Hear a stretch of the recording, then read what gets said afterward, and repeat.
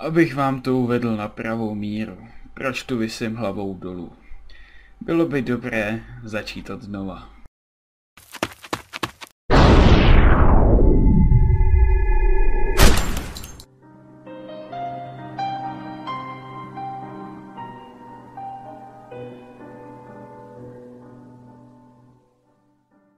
Byl jsem jeden z těch chlápků, co se trápí ze své minulosti. No co se dá dělat, že? Jenže má bývalá agentura měla takový pocit, že já si nezasloužím jít jen tak do penze a užívat si někde na Bahamách. Ale což, taková je realita starého policajta ve výslužbě. Člověk si myslí, že po 20 letech tvrdé práce, u které dennodenně nasazoval život, krk, někde v ulicích, přičemž mu kde jaký gangster mohl bez ceknutí ustřelit prdel. Prostě a jednoduše, tohle je můj celý život v kostce. Nikdy vám jen tak nikdo nedá klid. Po nějaké té době, asi před 2 dny, mi zavolal můj bývalý parťák a nejlepší přítel, že pro mě má horké novinky. Doufám, že nebudu plácat benzín jen tak pro nic za nic.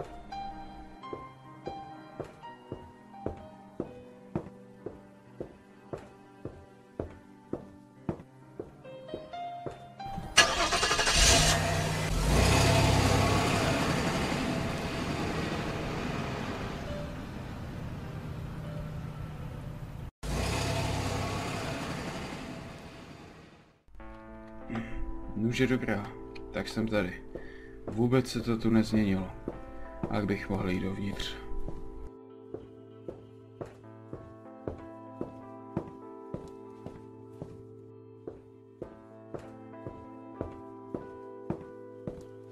Rád tě vidím, Riku.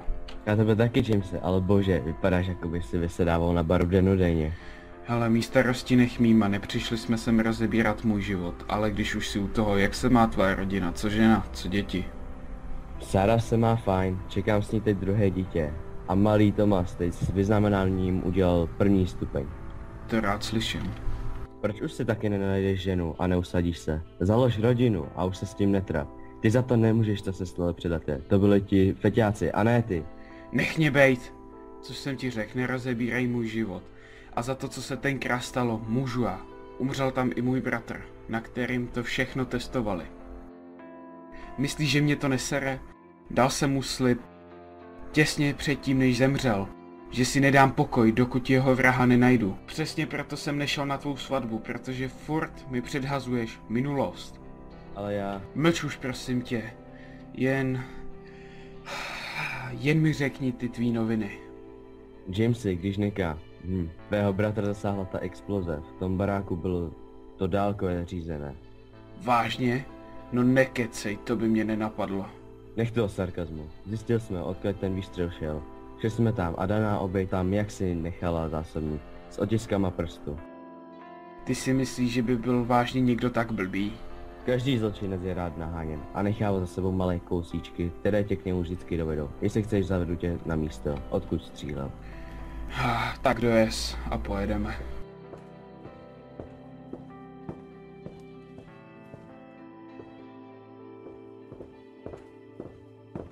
Tak jsme tady, Jamesy, strhni tu pásku. Přesně tu střílel, přijde mi to nápadné na tichého zabijáka.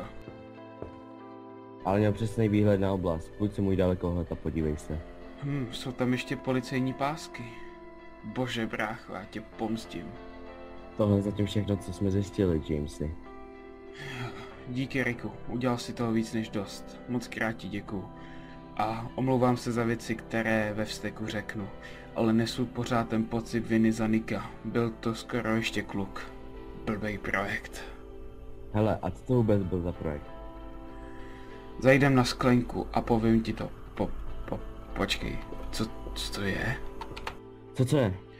Vole, pojď za mnou, ukazuje to tamhle. Ta zeď, jako by ji někdo zabetonoval, ale dělal to narychlo, tudíž to ani nezaschlo. Pojď, to rozbijeme na 3. 1, 2, 3. Co to tu je napsáno? Co pak, Jamesy, budeš brečet? Podívej se do té bedny.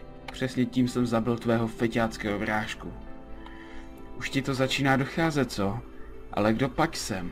To je ta správná otázka, že? No uvidíme, jak dlouho ti to bude trvat, Jamesy. Ne! To snad není pravda. Kámo, je mi to líto, to parchanta dostaneme. Já ho rozstřílím na sračky, až ho potkám. Mám takovýho nerva. Počkej ty grázle, až si tě najdu. Jamesy, hele, je tu trubka, po které nejspíš vyleze. Třeba tam bude další stopa, pomocí které bych byl o krok blíže k tomu, abych mu z prdele udělal cedník. Jamesy, uklidni se. Vím, jak v tobě ten plamen žne, ale uklidni se, tím, že to budeš vyhrožovat, nic nezměníš. Musíme ho především najít. Možná máš pravdu.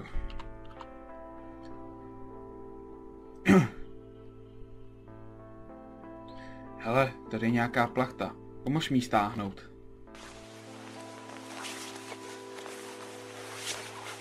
To si děláš srandu. Tvoje jednotky mají speciální výcvik a nemohli zjistit, že tu je heliport? Ta plachta byla ve stejné barvě jako ta omítka. Z perspektivy nešla vidět. To je jedno. Pojďme dolů. Hele, počkat, všiml jsi z toho A? Ten znak jsem už někde viděl. Dobře, vezmeš si na starost ten znak, zjistíme, kdo Nicka zabil a pomstíme ho. Ale teď pojďme do baru, řeknu ti něco o tom projektu.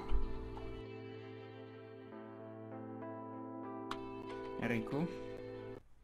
Doufám, že ti nevadí, že jdeme do Rastu. No, před tou nehodou jsme sem chodili furt. Rád obnovím staré vzpomínky.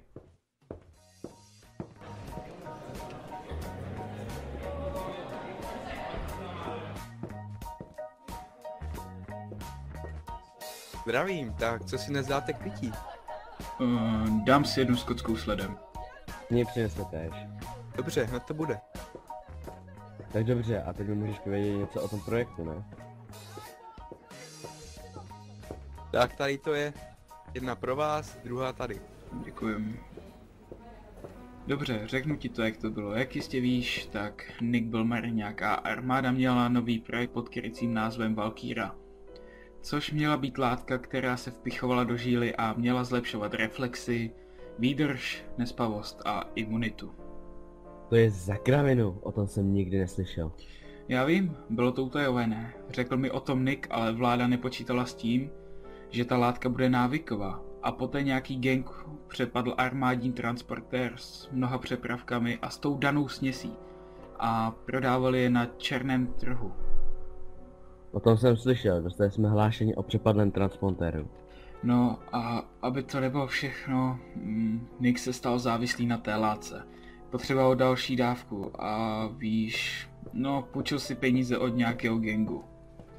Ale potom se vytratil a ani se nerozloučil a na druhý den jsem slyšel, jenže odpálili jejich místnost, tu, kde se schází bývalí mariňáci, co byli závislí. Jenže Nicka první zasáhli snajperem a poté tu místnost odpálili na dálku. Nevím, kdo to byl. Ale přísahám, zákon nezákon, toho vraha zabiju a bez ceknutí. Jamesy. Riku, prosím, nech to. Hele, a neříkal jsi náhodou, že jste našli zásobník s otiskama? No, ano. No tak to je skvělé. Počkej, ale nerozjasni se. Ty otisky nejdou identifikovat, nejsou v databázi. Cože? Jak je tohle možné? Bojím se, že někdo v naší agentuře je skorumpovaný, proto jsem se obrátil na tebe, Jamesy.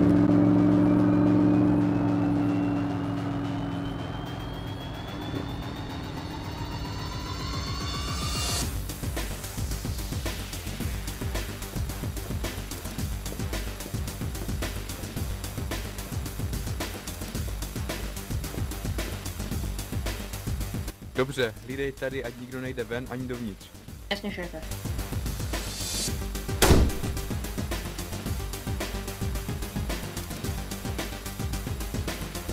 Jamesy Richardsi, pozdravuje vás pan Atkins.